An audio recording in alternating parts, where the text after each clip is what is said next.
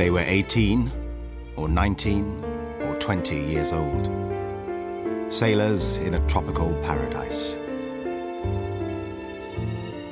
They didn't know that on the other side of the ocean, another group of young men was preparing to strike them while they slept.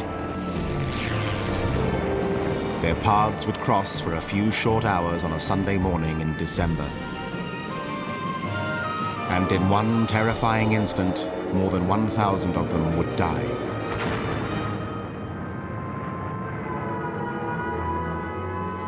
The legacy of what happened on December the 7th, 1941, still haunts us today.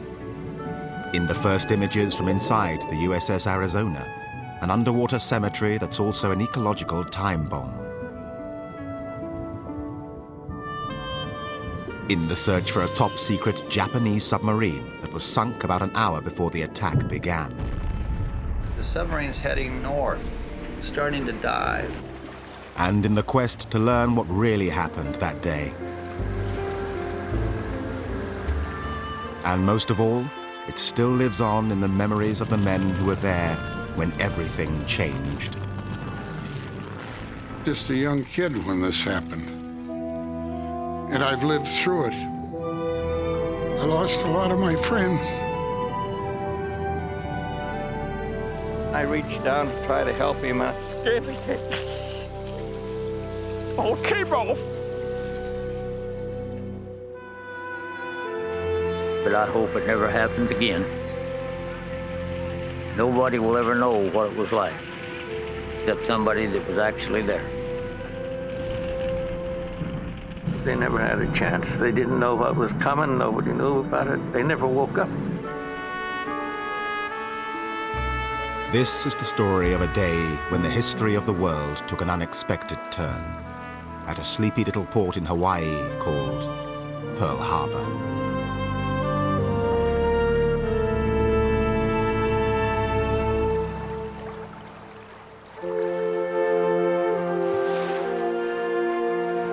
Pearl Harbor, Hawaii, in the first summer of the new millennium. 60 years ago on this island, a battle was fought, perhaps the most one-sided battle in American history. It plunged the United States into war and, in the space of little more than 2 hours, took the lives of 2,400 Americans.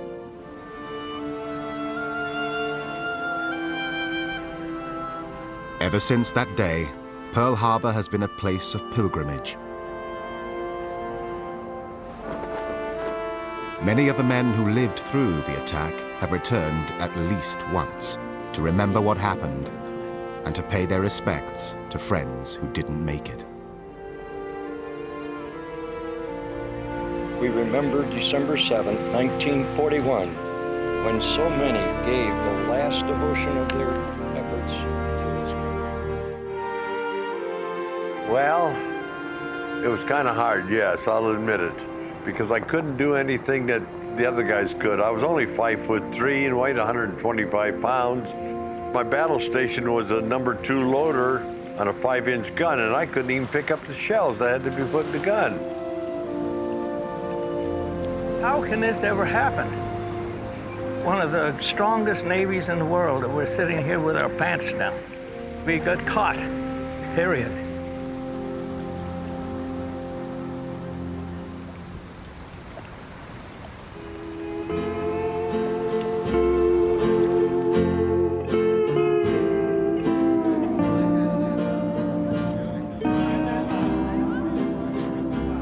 It was one of the best assignments in the Navy. A sailor joining the Pacific Fleet in Hawaii could expect warm air, lots of sunshine, and plenty of things to do on shore leave.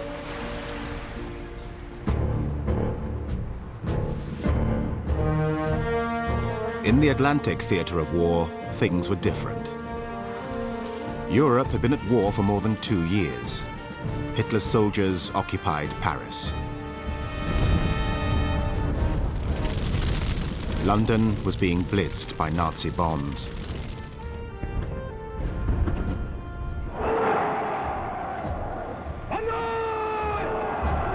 For sailors stationed in the Pacific, there was only one threat on the horizon. Yet most Americans knew next to nothing about the country or its people, who were thought to be short and nearsighted. Quaint little people ruled by an old-fashioned emperor.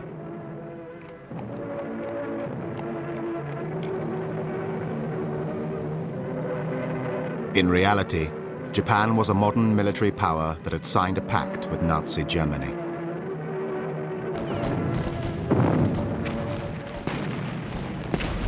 Japanese troops brutally occupied parts of China and were poised to move against other neighbors.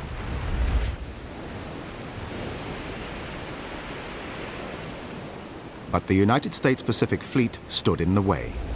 And early in 1941, the Japanese military decided to do something about that. Why would Japan want to go to war with the United States? What Japan wanted was the oil fields in the Dutch East Indies. What they wanted was the tin and the rubber out of Malaya.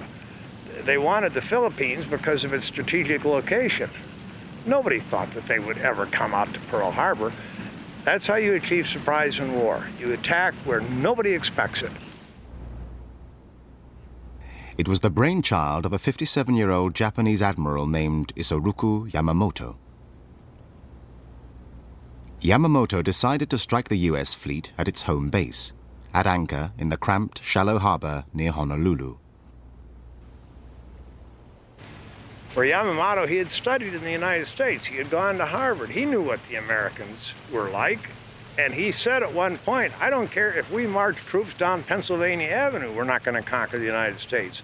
He planned the attack with the idea that if we're going to have any chance of winning this war, we've got to destroy the American fleet. And that'll give us 6 months to run wild in the Southwest Pacific. And we can build up a defensive barrier that will be very difficult for the Americans to crack. And at some point, they're going to say, we quit. You keep your gains.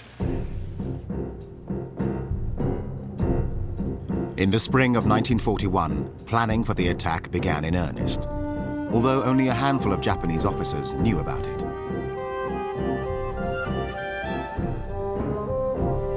A talented pilot named Minoru Genda was given the task of figuring out how to inflict maximum damage on the American fleet, especially its battleships and carriers, in a surprise attack from the air.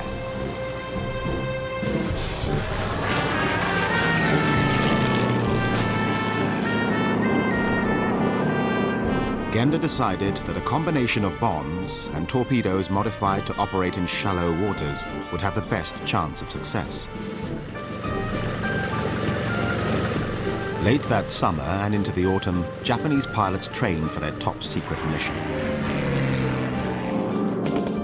They rehearsed the low-altitude attack angles they would need over the harbor.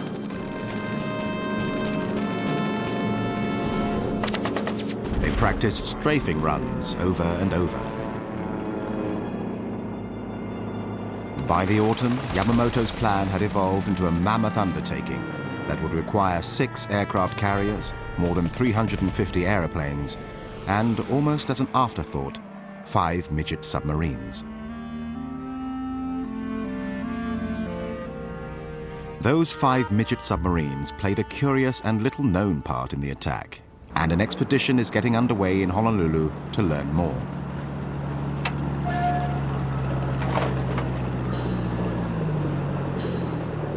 One of the tiny subs almost cost Japan the critical element of surprise. And there's only 2 outliers.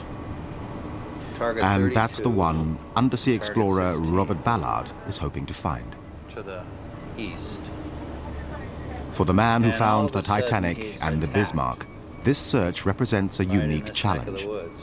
It's one of the smallest ships target. Ballard's ever looked for, and no one really knows where it sank.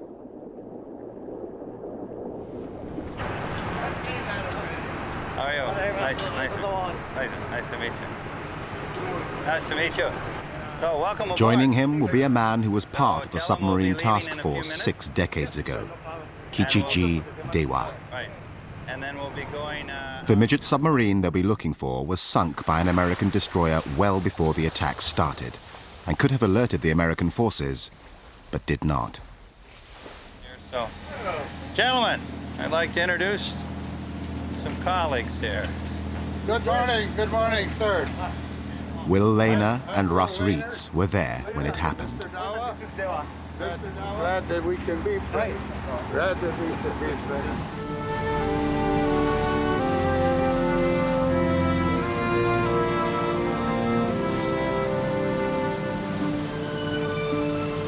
For Ballard, the expedition offers an opportunity to clear up a common misconception. Well, I think most people think that the first shot was fired by the Japanese as they swooped over the Pali and descended on our sleeping fleet that Sunday morning. But in fact, the first shot was fired out here, and it was fired by a U.S. destroyer. Not only was it the first shots fired by America in the war, it should have alerted us to that something was going on. I find it incredibly ironic that the attack and sinking of this Japanese submarine an hour before the planes arrived did not alert us. And I just find that to be amazing. Ballard's tight schedule only allows him 2 weeks for the mission, sponsored by National Geographic. But the search area isn't too large, and he does have the right equipment. Now, all he needs is a little luck. We got to get it out.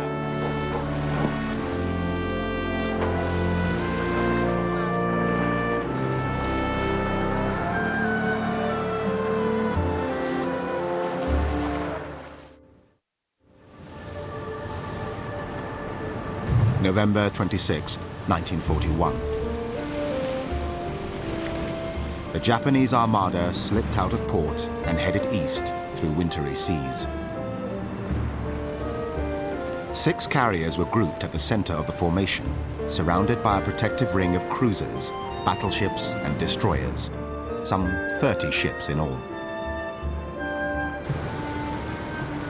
Because the success of the mission rested on taking the Americans totally by surprise, their route would take them well north of commercial shipping lanes.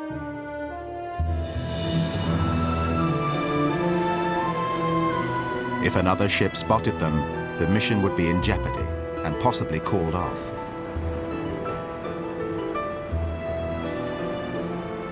Strict radio silence was maintained at all times as the attack force moved into position, while far to the south, 5 Japanese submarines were already closing in on the island of Oahu.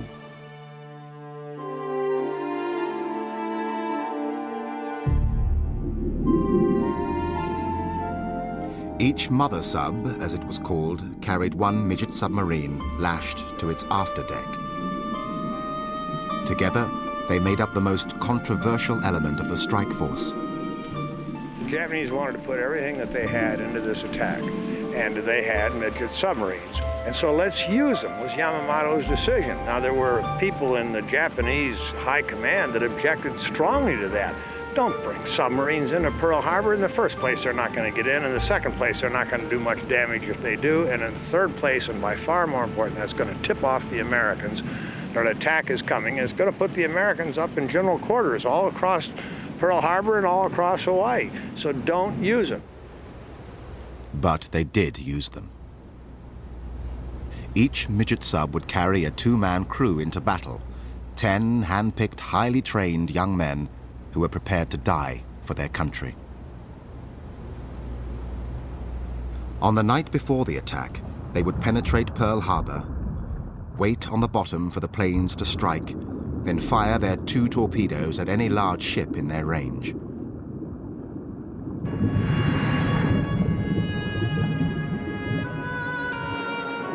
If circumstances permitted, they would try to leave the harbor and rendezvous with the mother subs.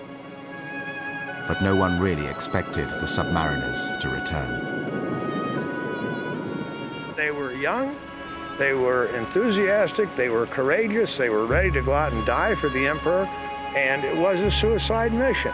Nobody said that quite that way, but that's what it was, a suicide mission. And these guys were eager for it. 当時の我々の気持ちとしてはですね、悲壮な感じいうのはありませんね。There was no sense of impending tragedy. Everyone felt that we were simply carrying out our duty by taking part in military action, though I felt that they might never make it back.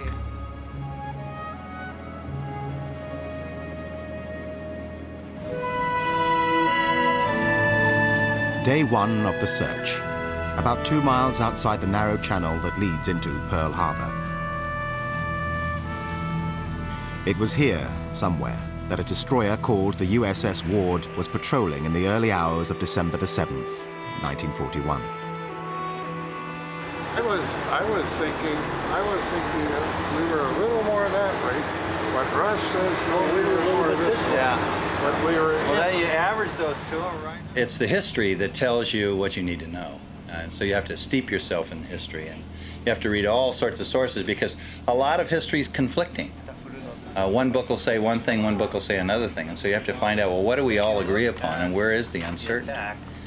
Here the uncertainty was, where were they exactly when the attack took place? Coming in from another direction. And all of the historical databases. Well, you know, after the war, and in fact during the war, this became a dumping site. And our biggest fear is that they dump something right on top of what we're looking for. So basically what you have down here is a museum of World War II. We don't know what the currents are going to be like. We don't know what the visibility is going to be like. We don't know how the ship's going to perform. So today is a big learning curve. Day one of our expedition. Ballard decides the work will go faster if he adds another machine to the mix, a remotely operated vehicle called Little Herc. Well, it's imaging ROV. It moves very rapidly. We can cover a lot of ground quick and see a lot of targets quick. So it's just a good way to go.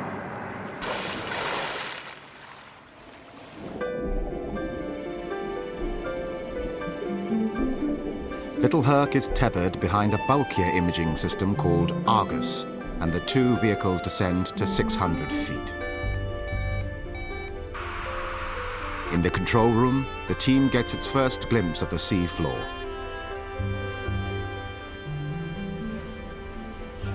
There's what's this coming up? The cylinder. Is that a torpedo? No. Piece of pipe. This is really exciting. Every little thing looks like part of it. Well, it looks like it. These are depth charges. There's a whole bunch of them. There's another one. As the first few days of the search come to an end, they've seen a lot of debris and not much else.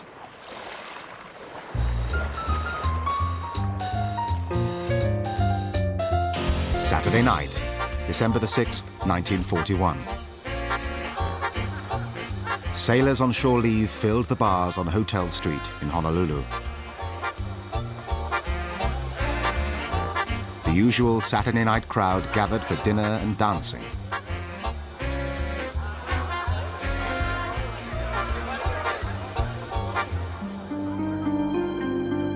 At Hickam Field, the airplanes were parked wingtip to wingtip.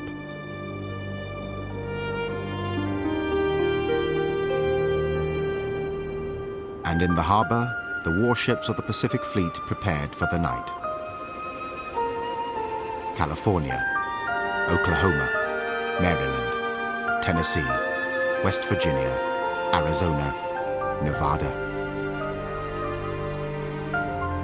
The last day of peace in the United States was coming to an end.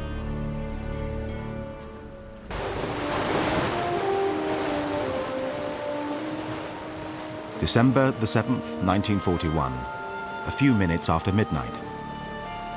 10 miles away from the mouth of Pearl Harbor, the 5 mother submarines prepared to launch the midgets. The Japanese crews could see the lights on Waikiki and make out strains of jazz when the wind shifted. Each of the submariners wrote a letter to his parents. Sadamu Kamida was a quiet mountain boy who loved baseball. Forgive this negligent son for not writing these long months. We are soon to be dispatched to regions unknown.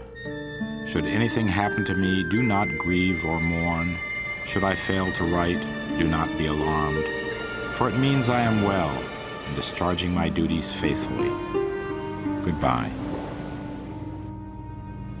クルーを出港する前の晩にですね、 The night before they left, Commander Yokoyama, his crewman Kamida, and I went to the officers' mess that normally enlisted men couldn't enter.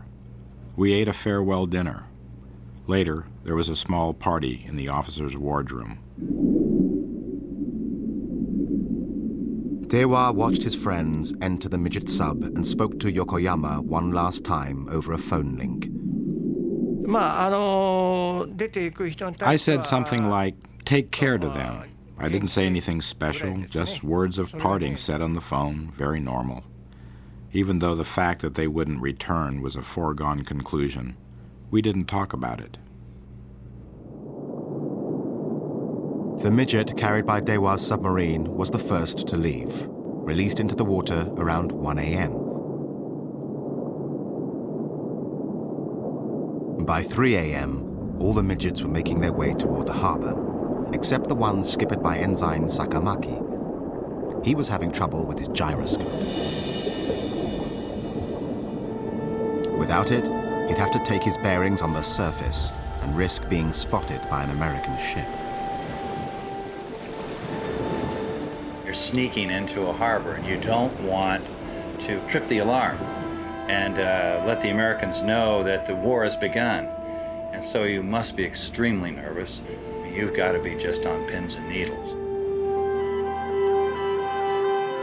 And then, the first missed opportunity for the Americans. At 3:42 a.m., an officer on board the minesweeper Condor spotted a periscope in the water 50 yards off the port bow. Condor alerted the ward, patrolling the approaches to Pearl Harbor. Remember about 3:30 or so, the skipper called general quarters about 3:20, 3:30. I don't remember the exact time, but remember that? I remember that. And we thought, what kind of a skipper is this? He just came aboard, and now we got general quarters, and he's going to start drilling us. And we thought, it was just a drill. That skipper is going to be a tough one to live with. But he was one of the best skippers we ever had, remember? But the ward's new skipper misunderstood the message and went to look in the wrong place. The one thing Japanese planners feared most had occurred. 4 hours before the attack, one of their ships had been spotted. And nothing happened.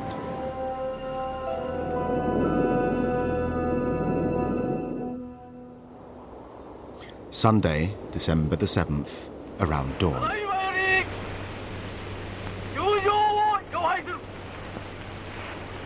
Aboard the 6 aircraft carriers, the pilots and planes of the first wave began to assemble.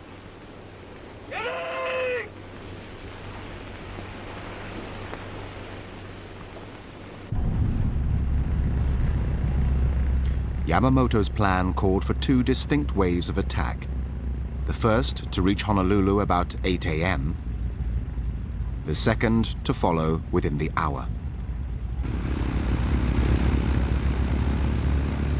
It meant getting the right aircraft into the air at the right time. Each wave would take about 15 minutes to launch.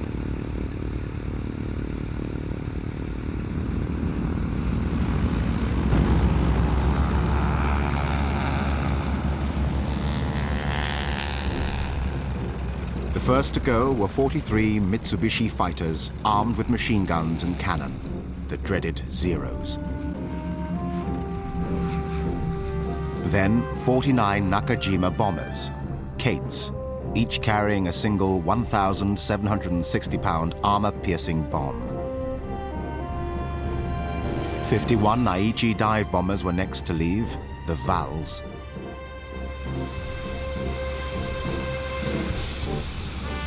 And finally, another 40 Kates carrying specially modified torpedoes.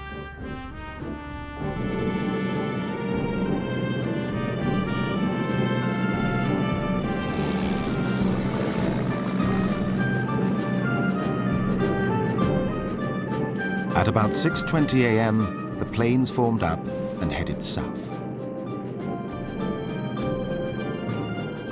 At almost the same time as the first wave turned toward Oahu, the US Navy got its second report of intruders near the harbor. At 6:30 a.m., a lookout on the freighter Antares spotted another submarine periscope, then a conning tower. Once again, the Ward raced to investigate. And this time, the destroyer found what she was looking for. The submarine started to surface, and I'm midships right at the rail.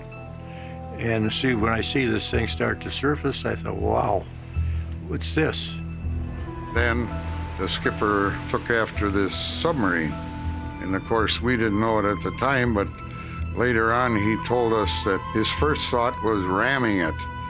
But he said, this is my first ship, and I don't want to ruin it.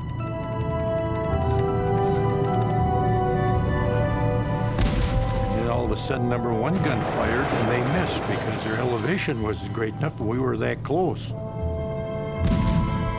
then number 3 gun fired, and I saw the splash, the water line of the conning tower as the shell hit the conning tower.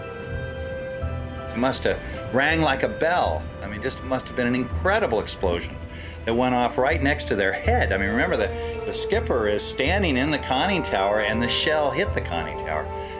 You would think he must have died instantly.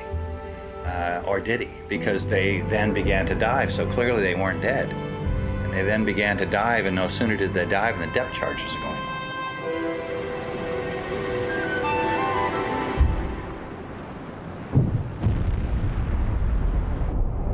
Exploded, and I didn't see the submarine as it came up, but I'm told that it came up, rolled over, and then went back down again.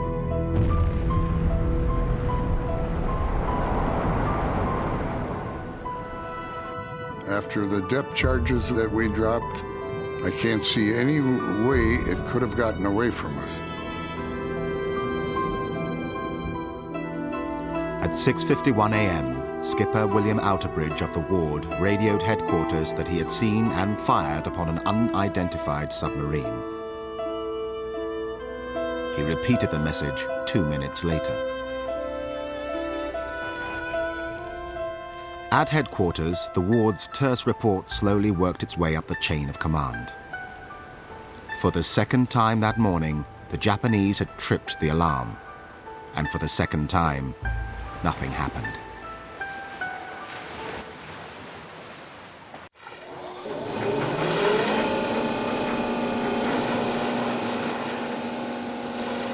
Day 10 of Ballard's search, and still no sign of what they're looking for. And that was in here. The submarine was coming this way, and we were coming this way. Why was this one on the surface? Maybe he's not sure, but maybe the passenger in the small submarine, they are looking and then they make sure the position. So far, Ballard has covered about 2 square miles of seabed in an area called the Flats, where the Ward was patrolling.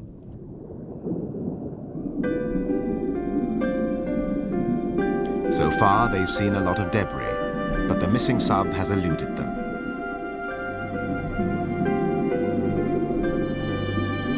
Each time they pick up a promising target on sonar, it turns out to be something else. A crumpled seaplane used by the Navy in the late 20s and 30s.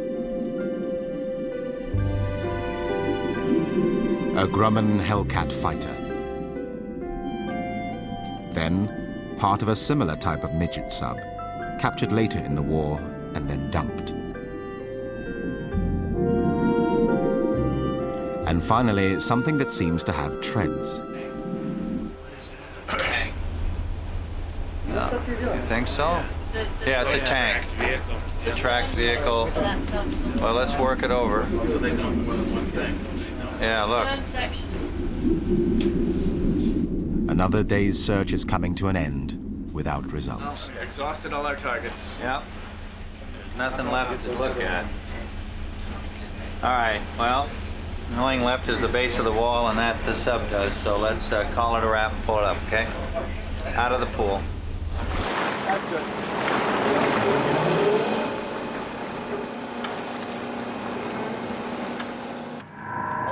Not out in the flat, so very good. The only place left is up against the wall. Yeah. Yep. So tomorrow we'll come out with the 2 subs and take it right in next to the channel and look at the base of the wall, which we couldn't do with these vehicles. Good. They've used up most of their allotted 2 weeks, with nothing to show for it. For Bob Ballard and his team, time is running out.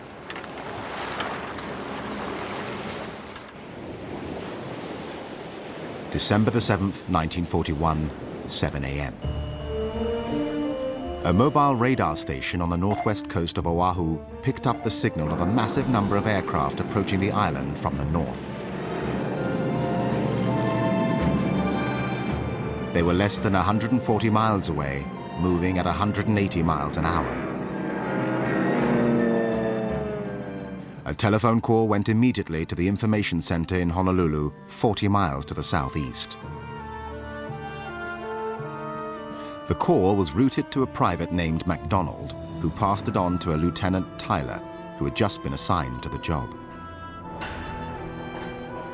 Tyler told the radar operators not to worry about it. In his mind, it was just a squadron of American B-17s due in from the mainland.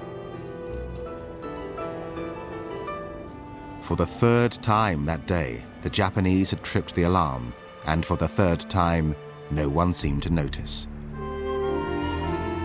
It was 7:15 a.m. At 7:40 a.m., the first wave of airplanes reached the coast of Oahu, guided by the signal from a Honolulu radio station. The bombers and torpedo planes were at 9,000 feet. 5,000 feet above them, the Zeros flew cover.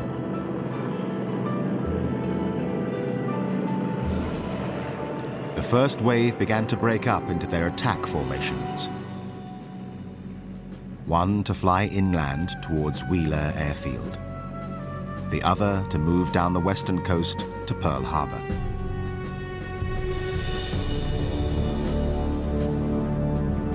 They were the only planes in the sky. There was no sign whatsoever that the Americans knew they were about to be attacked.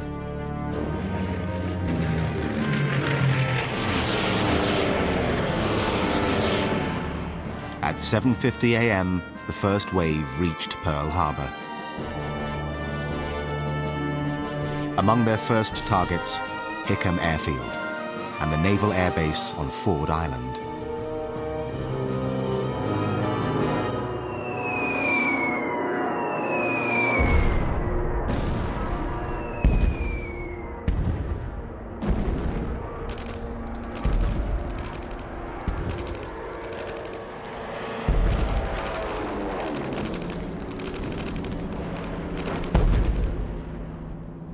Clarence Miner was an airman stationed on Ford Island.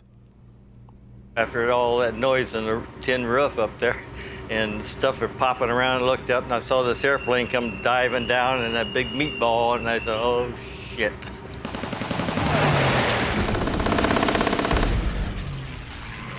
And then all hell all over the place was breaking loose. Bombs dropping, machine gun fire. And like I said, the things are so darn low you can throw rocks at them.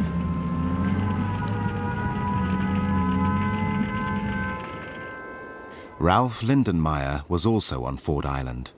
7:55 in the morning, an explosion woke us up. I looked up at the clock when I first heard the explosion and felt it, and I said, the Japs are here. And when I looked out the window, the plane came over and it had saw the meatball on the fuselage and the wings, and I could look into the pilot's face and I could almost see him grinning. Anchored on Pier 1010 was the utility vessel Argon, where 19-year-old Charles Christensen worked in the machine shop. I thought, oh, that was a bad explosion. I wonder what happened. and I opened the porthole up, and I stuck my head right on out there, you know, and oh boy, was there ever a fire on Ford Island. I thought, oh my goodness, something is really bad blowing up over there. It took a while for sailors in the ships at anchor to comprehend what was happening. Bert Davis, a machinist's mate on the USS Selfridge, thought it was some kind of readiness drill. That's where I was standing when the plane came in. I was standing there shining my shoes. And I saw these planes coming in. Came right straight across where the Raleigh was. And I thought to myself, what in the hell is the Army doing holding maneuvers on a day like this?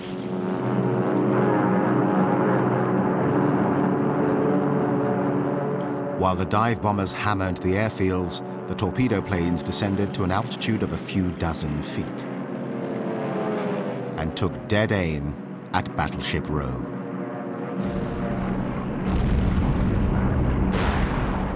Aboard the Argonne, Charles Christensen had a perfect view of the first torpedo run. He's coming in almost straight across me at a slight angle across, and he's low enough that he's maybe 30 feet off of the water, which puts him maybe eye level or a little more from me, and I can see the man's face. He's got his helmet on, he's got his goggles on, and he's looking over the side, and when he straightened that plane out, leveled it out, he dropped that torpedo, and I thought, oh my God, look at that. And that torpedo just went as straight for the Oklahoma as it could go.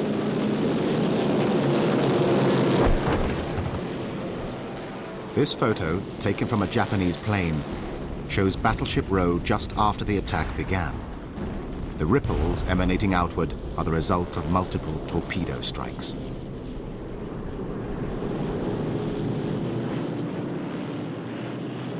George Smith was below deck on the battleship Oklahoma when general quarters sounded.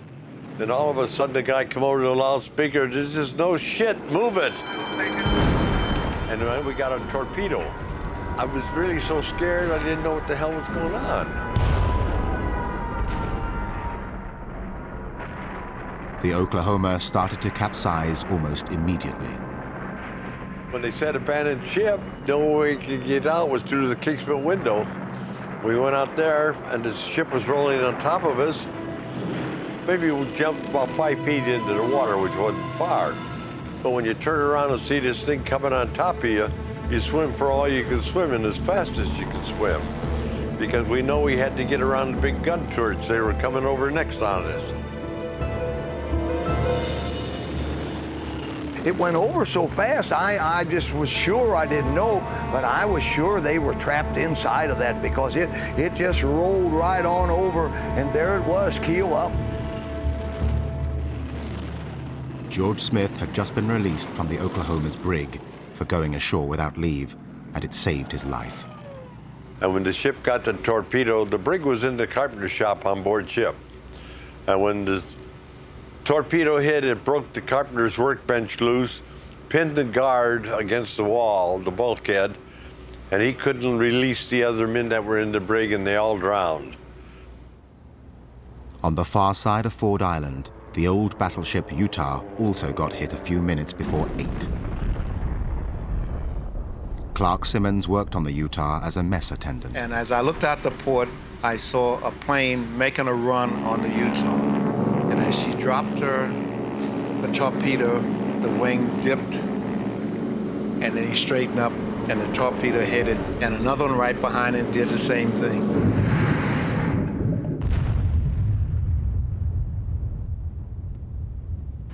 And we knew that it was just a matter of time before the ship was going to sink. And actually it took 8 minutes. In 8 minutes, the ship was history. She had turned turtle in 8 minutes. As the lines began to part, came over the side and began to swim toward Fort Island. And as we were swimming, they were machine gunning us from both directions, from this direction, and when they came from Pearl City over here, from that direction also.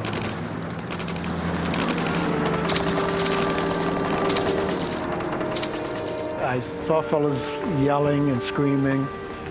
Some of the fellas in the water was asking for help. It was so chaotic. I really didn't know what was going on.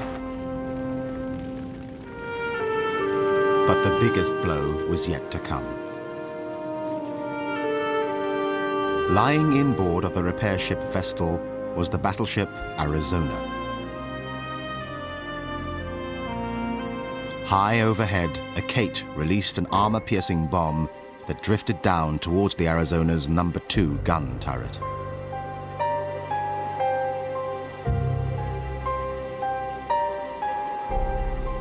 It was 10 minutes after 8.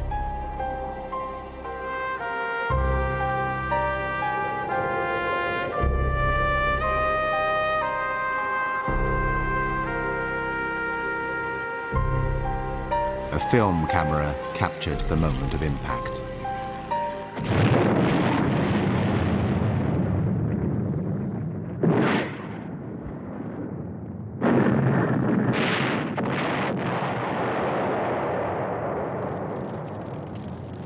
In that instant, more than 1,000 crewmen died.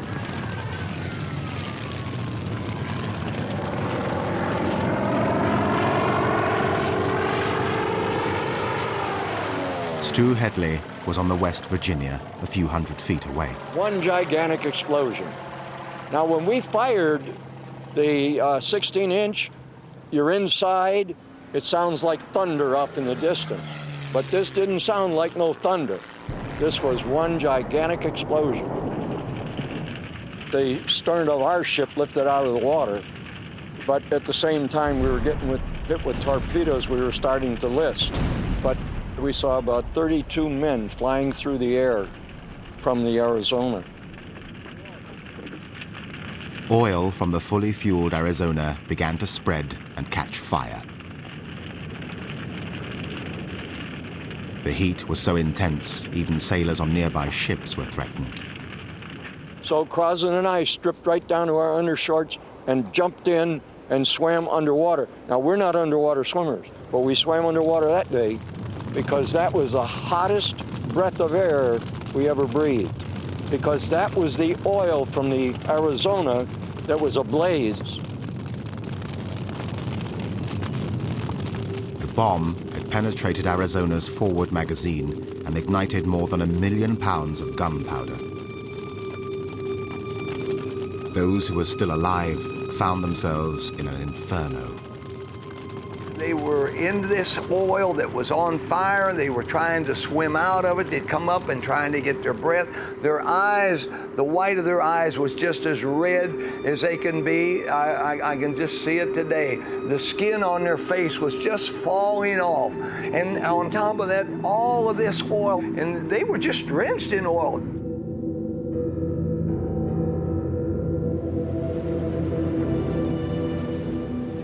Bert Davis went out in a whaleboat to pick up survivors. Oh, God, it was horrible.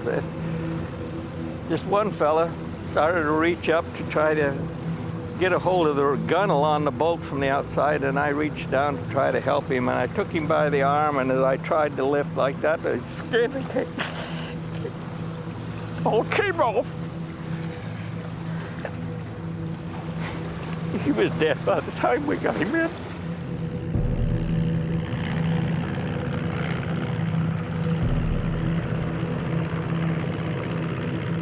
"35 minutes after the attack began, the first wave flew away, leaving behind more than 1,000 dead American sailors, many of them teenagers, caught below decks when Arizona exploded and sank.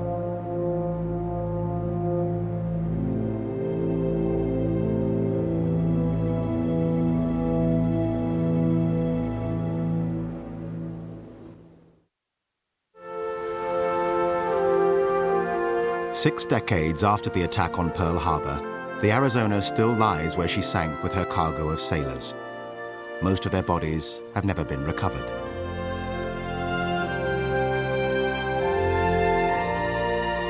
Her superstructure was removed during the war. Only the mount of her No. 3 turret remains above water. The Arizona was built nearly a century ago, and she spent more than half that time underwater.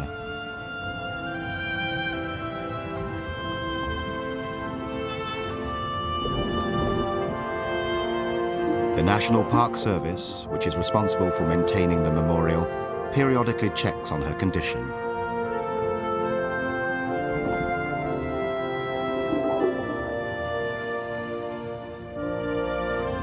Her passageways and hatches, her 14-inch guns,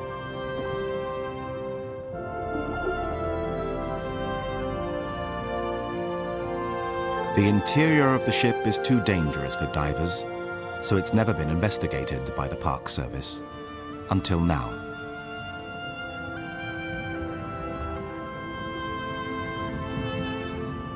With the help of a tiny ROV made available by National Geographic, workers will get their first glimpse of Arizona's condition deep inside the ship since about the time she went down.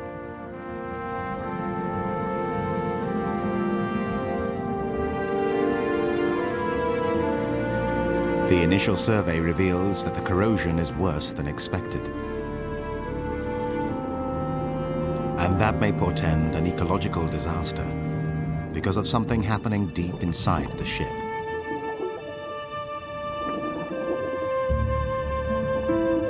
The Arizona has been leaking an estimated 2 pints of oil a day ever since she sank. But the Park Service is worried that the remaining fuel tanks, the ship's bunkers, could rupture at any moment. Current estimates are that there's approximately 500,000 gallons, possibly in the bunkers on the aft section of the ship. And so with current technology,